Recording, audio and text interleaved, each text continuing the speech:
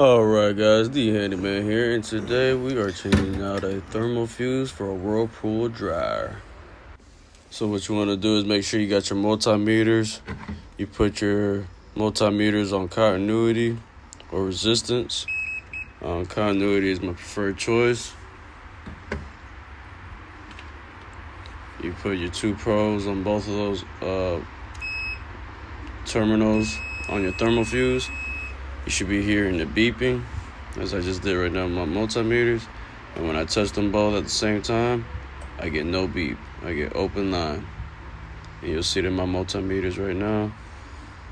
OL is what it was reading. You put these together, you start seeing numbers jumping. That's a good thing.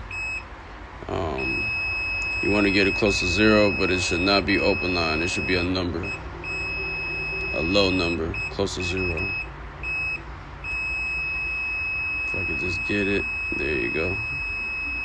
So that's good to go. You hear the beep as well. Time to change it up.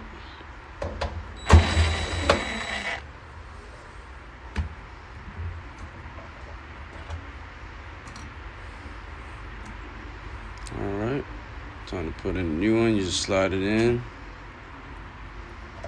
slide it down, match it with the hole, put the nut on.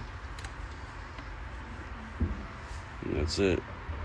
One of the easiest repairs.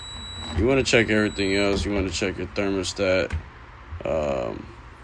heating element, of course, but you test everything out the same way. That just happened to be the first part on Whirlpools on this model that you could test right there. That's kind of like, yeah, it's just the easiest to access, so why not start there? And that's it. Put the panel back up. Once we put the panel back up, it's time to test that bad boy and see what we got. Let's turn it on.